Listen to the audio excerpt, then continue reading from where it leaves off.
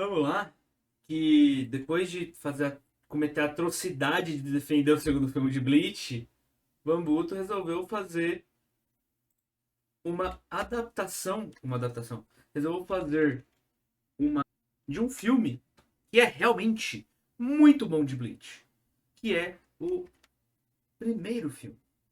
Cara, assistimos até em live esse filme, foi uma experiência incrível reassistir ele. E, cara, que filme incrível, velho. Deveria ser canônico, por mais que, de acordo com palavras lá no mangá na época, quando estávamos na Guerra na Guerra dos Mil Anos, e agora no anime, na última parte ali, que também teve uma menção, né? O Ichigo menciona também sobre isso. Dá pra dizer que é canônico. Uma Então, das né? partes mais interessantes de acompanhar uma obra é ver os diferentes produtos que ela pode oferecer. No universo dos animes e mangás japoneses, isso não é diferente. Action figures, jogos eletrônicos e animações expandem a experiência que antes estava restrita às páginas de um mangá. No entanto, muitos desses conteúdos adicionais são frequentemente Imagem bonita, hein? classificados como fillers, histórias que não estão diretamente conectadas à Ai, obra mal. original. No caso dos animes, alguns episódios e filmes costumam cair nessa categoria. Em Bleach, a situação é semelhante, onde apenas um dos seus 4 filmes é considerado canônico, ou seja, que oficialmente faz parte dos eventos do mangá.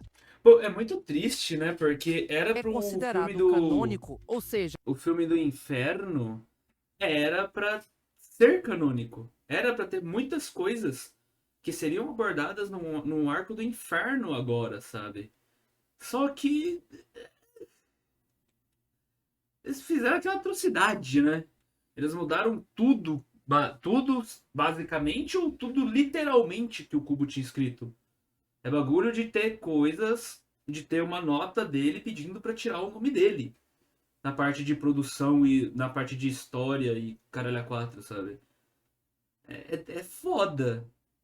Porque era pra ser um filme que era pra ser canônico também. Era pra ter coisas canônicas.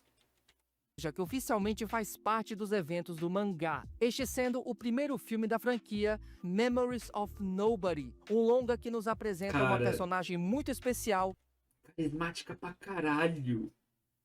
E o. E o final então nem se fala, né? que o próprio Kubo já revelou em entrevistas ter usado seu design como base para criar a Ichika, a filha do Perceptível. Renji e da Rukia, além de outros elementos que estão presentes na lore do filme que mais tarde foram incorporados na história do mangá. Mas será que Memories of Nobody pode ser considerado o melhor filme de Bleach? Seria essa uma animação tão marcante a ponto de influenciar o próprio autor? Na moral, vocês viram os filmes de Naruto? Cara, eu quase dormi em todos. Então, eu comecei a ver o filme do Naruto, onde o começo dele é uma garota lá falando que ele tendo uma previsão do Naruto morrendo. Acho que era o primeiro filme. Eu vi o quarto, é o quarto? Que é aquele, isso foi no Shippuden, né? Que é aquele que tem o Mema. Que aquele lá eu até consigo assistir, por mais que meio tipo, ah, tá, ok. E eu vi o do clássico, que é aquele que é aquele que tem o Rasengan Arco-Íris, que aquilo lá é um puta filme bom pra caralho e facilmente poderia ser canônico. A integrá-la ao cânone da série, hoje vamos comentar sobre mais um filme da obra, mas antes de começarmos, eu já gostaria de pedir de antemão o seu like e o compartilhamento do vídeo para alguma amiga ou amigo seu que também seja um fã de Bleach. Lembrando que qualquer forma de engajamento com o vídeo já ajuda demais, então eu conto com o apoio de vocês para que a palavra do canal chegue para mais pessoas. Beleza? Então, vamos lá. Podem. Pô, não deu nem tempo do vídeo acontecer direito, já tá com anúncio, cara. Pô, não é nem um anúncio que se pula sozinho. Com o lançamento dos episódios da Guerra Sangrenta dos Mil Anos, se tornou um pouco mais complexo classificar o que é e o que não é canônico na obra. Pra quem tá de fora, é curioso imaginar os fãs de Bleach comemorando por um conteúdo que não está presente no mangá, mas é assim que as coisas funcionam agora que o autor está diretamente envolvido na produção do anime. Entre os Uma das elementos que melhores foram coisas que tem é o fato de que o cubo tá envolvido diretamente, velho. Não tem como. Adicionados e retirados na adaptação, um que permaneceu intacto foi o Vale dos Gritos, que teve o seu conceito apresentado lá atrás no primeiro filme de Bleach, Memories of Nobody. Não só isso, mas no capítulo do mangá em que o tema é introduzido, o Kubo ainda escreve no final para os leitores buscarem mais informações no filme. E nos novos episódios do arco final, os Aiketes reforçam ainda mais essa conexão. As Então, novels sim, também. Memories of Nobody aconteceu e dá pra ver que o autor tem um carinho especial pelo filme. Obviamente que se o produto final fosse ruim, dificilmente o Kubo consideraria como parte A gente vê o filme do inferno, né? do cânone. Mas será que tudo que foi apresentado nele realmente se sustenta? A história começa com o Akon visitando o centro de pesquisa da Soul Society e monitorando uma anomalia que está se expandindo através do Dangai. Com a perda de comunicação dos agentes da Umitsuki-do designados para a missão, os membros do centro de pesquisa observam com muita apreensão toda a situação. Ninguém sabe exatamente o que houve, mas já dá para notar que algo muito errado está afetando o espaço entre a Soul Society e o mundo humano. Cortamos para a cidade de Karakura, onde Ichigo e Rukia estão perseguindo um Hollow e já começa a tocar aquela musiquinha do Number One, Não. o Ichigo arrancando o braço do bicho e fazendo pose com a Zangetsu, aquele show-off para deixar o fã saudosista muito satisfeito. Checklist, tocar number one, Ichigo posando de Zangetsu, perda de um braço. Porra, checklist de felicidade, tá? Depois do combate, a Rukia se aproxima, revelando que o Hollow estava perseguindo o espírito de uma garota e deixa que o Ichigo faça o ritual Konsu. Nessa linha, a Rukia mais uma vez repete uma das maiores falácias dos anos 2000, dizendo que a Soul Society não é um lugar ruim. Se você for um Shinigami ou de alguma família nobre, talvez, mas se tu spawnar no Se tu der um pouquinho de azar, fudeu. distrito É foda, né? Pô, mas, tipo, é complicado também, né? Você vai falar pra pessoa que você vai mandar um lugar que é pior do que o lugar que você tá? Pô, quem queria querer ir, né? de Rukongai, amigo, já era, pede ajuda pro Mimihage. Depois do ritual, no caminho de volta, temos um momento cômico no filme, onde eu genuinamente ri quando o Ichigo vai Isso é voltar muito pro próprio porra, corpo velho. e ele tá sendo socorrido pelos paramédicos. A cena dele tentando escapar eu achei bem divertida. A seguir, a Rukia recebe mais um sinal de Hollow e depois de sentirem a pressão espiritual, a dupla corre pra região indicada. Ao chegarem, os dois se surpreendem que ao invés de Hollows, o local está infestado de criaturas conhecidas como Blanks, que basicamente são espíritos sem memórias que se perderam do ciclo de reencarnação. Antes que pudessem tomar qualquer decisão, um tornado envolto por folhas de outono surge no local, enquanto uma Shinigami feminina aparece, atacando os Blanks com poderes de vento. Essa é a cena. Imagina você trombar com os Zaraki criança. Nossa, se fudeu na hora, né? Uma das principais estrelas do filme e um personagem Porra, Bambuto podia ter pegado um framezinho que tava um pouquinho melhor, né? Pegou logo o frame que não tá na aparência boa, né, cara? Aí é foda, cara. Pô, pegar um framezinho melhor pra falar dela, mano. cheio de carisma. Depois de acabar com os Blanks utilizando sua Zanpakuto, a cena logo em seguida aparece num corpo humano, surpreendendo a Rukia e especialmente o Ichigo. Aqui a personagem já apresenta seu comportamento descontraído e demonstra interesse em trocar o laço que prende o seu cabelo, ao passo que o Ichigo não desgruda dela a fim de saber exatamente o que está acontecendo. De volta à Soul Society, enquanto o Ikkaku e o Iba se desentendem e partem para o X1, uma espécie de portal para o mundo humano surge acima do Seireitei, remetendo a toda a situação que a gente viu na primeira cena do filme. Em Karakura, o Ichigo questiona a cena do porquê ela havia atacado os Blanks daquela forma, e ela responde apenas que sentiu que deveria agir, como se fosse um pressentimento. A Rukia informa que vai retornar à Soul Society para investigar a situação e deixa a cena sob os cuidados do Ichigo. Ele logo precisa correr atrás dela enquanto ela sai explorando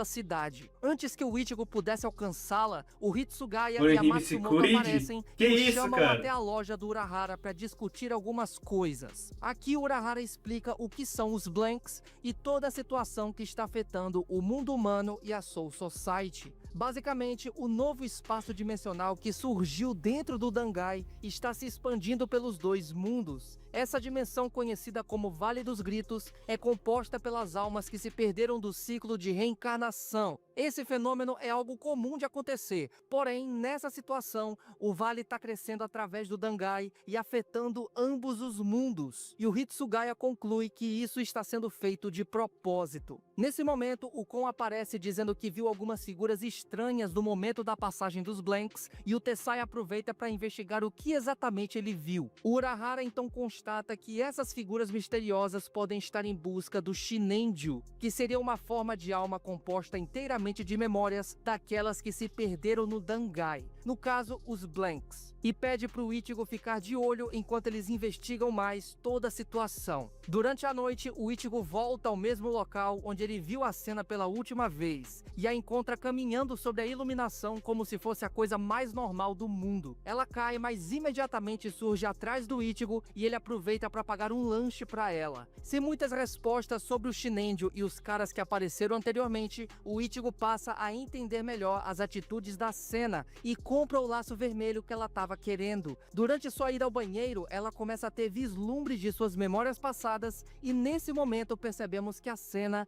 é na verdade o Shinenju.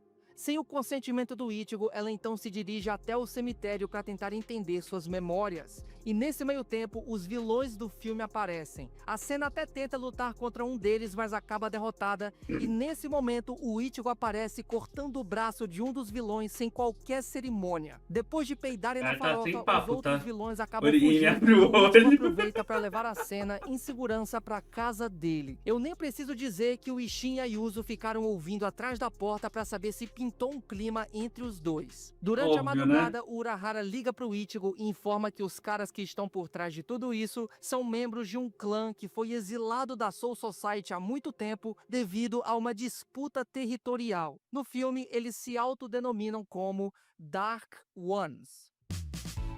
Pausa a propaganda e botar a comida na mesa. No dia seguinte, Nossa, Ichigo e Senna voltam ao local onde os Blanks apareceram e ali eles encontram a alma Ichigo de uma ama cortar braço, pô, característica, né? criança que está procurando pelo seu pai. A Senna logo se compadece pelo garoto e o trio decide procurar por ele. Nesse momento, a gente percebe que a atmosfera de Memories of Nobody é muito mais melancólica e contemplativa do que os outros filmes da franquia. Existem vários momentos onde vemos apenas os personagens caminhando pelo horizonte, acompanhados por uma ópera de fundo. Em alguns trechos... Que momentos gostosinhos, tá? Lembrou até mesmo os filmes do estúdio Ghibli, sem zoeira. Aqui, a cidade de Karakura tá mais viva do que nunca, mas parece que os personagens principais estão sempre muito distantes de tudo isso. É um aspecto do filme que eu achei bem legal. Depois de procurarem por um longo tempo, Ichigo e Senna encontram o pai do garoto, mas logo depois ela tem outra crise de memórias. Nesse momento, o Senkaimon abre e vários Shinigamis aparecem, inclusive o Ukitake. Finalmente o momento onde ele não tá doente. Os Shinigamis descobrem sobre a verdadeira natureza da cena e exigem que o Ichigo a entregue, mas aí o nosso protagonista ativa o instinto protetor e fala: peraí paizão, que não é bem assim que funciona. No mesmo instante, os Dark Ones surgem no céu e avançam contra o Ichigo e o restante dos Shinigamis. Nessa brincadeira toda, o líder deles consegue capturar a cena e usar os Blanks como bombas contra todos os Shinigamis. O Ichigo até tenta resgatá-la usando a Bankai, mas acaba sofrendo um golpe fatal que o tira de combate. De volta à loja do Urahara, a Orihime cura os ferimentos do Ichigo e ele imediatamente decide voltar ao local o anime nem aconteceria se não fosse onde ela. A cena desapareceu. Nesse meio tempo, o Urahara explica que os Dark Ones provavelmente estão buscando colidir o mundo humano com a Soul Society por meio da cena, uma vez que, como Shinenju, ela pode reunir todos os Blanks e colapsar os dois mundos através do Vale dos Gritos. O Ichigo recupera o laço que ele deu pra cena e junto da Rukia eles descobrem o portal de conexão do mundo humano com o Vale dos Gritos. Enquanto o Ichigo invade o local, a Rukia retorna à Soul Society para pedir o apoio dos outros capitães. No Vale dos Gritos, é revelado que os Dark Ones conseguem extrair poderes dos Blanks e os usam para criar uma espécie de casulo em volta da cena para finalmente colapsar as dimensões. A sequência de luta final eu achei bem interessante, com vários capitães capitães chegando em momentos diferentes do combate. Eu queria Sim. destacar o Hitsugaya usando a Hyorimaru, que ficou bem legal, o Zaraki simplesmente rebatendo as lâminas de um dos Dark Ones e E aparecendo aí logo atirou. atrás dele, E aí atirou só no ombrinho. e a Soifon com uma sequência de porrada bem legal e se utilizando da Suzumebachi para finalizar um dos Dark Ones. Foda que só funciona. Cara, só funciona em material não canônico, né, mano? Do Zumebate.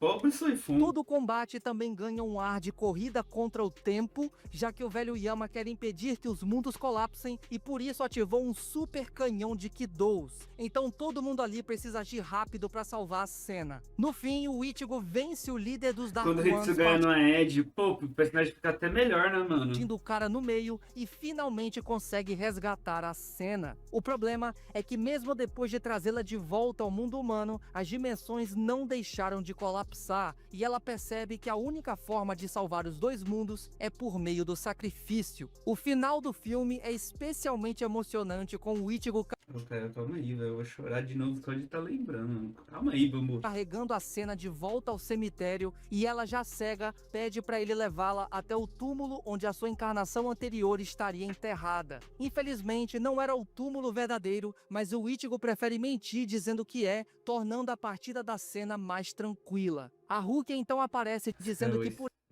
Esse final é. Ô, esse final não dá não, mano. Calma lá, velho. Calma lá, mano. Esse final não dá não, cara. Ah! ela ser composta de memórias, em breve todos vão acabar esquecendo da cena. Porém, durante a cena pós-créditos, uma brisa de vento acaba trazendo a fita vermelha de volta para o Ichigo, e depois de uma garota muito parecida com a cena passar por ele, as lembranças de tudo que aconteceu acabam voltando. Memories of Nobody Pô, esse final é. Nossa senhora.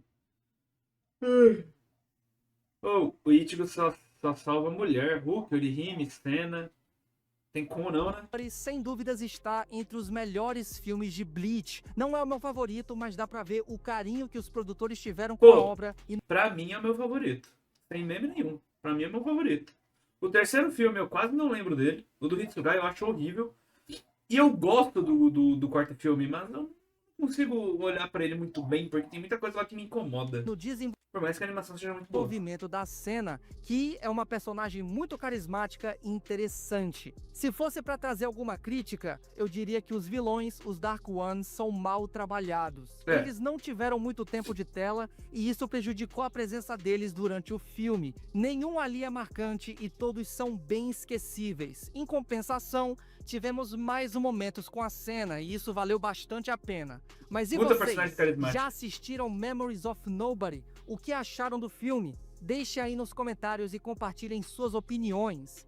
Eu espero que vocês tenham gostado do vídeo. Se curtiu o conteúdo, por favor, não esqueça do like. Pô, pra mim, o Memories of Nobody é o melhor filme de Bleach. Essa é a verdade. Pra mim é o melhor filme de Bleach. E a história dele é incrível, velho. Todo esse ar mais contemplativo que o próprio Bambuto mencionou é um dos pontos que eu acho mais interessantes nesse filme. Ele traz algo que combinou muito com Bleach esses momentos. Esse é um momento. E é algo que eu gostaria que tivesse mais em Bleach. Esses momentos mais contemplativos, que a gente só tá basicamente seguindo o personagem. Porque Bleach é uma obra que, querendo ou não, é uma obra bem contemplativa, então faz sentido. Mas e vocês? O que vocês acham? Qual é o filme favorito de vocês de Bleach? E o que vocês acham sobre o Memories of Nobody? Porque pra mim, como eu já falei várias vezes, pra mim é o melhor filme. De qualquer forma é isso, eu vejo vocês no próximo vídeo. Valeu, falou!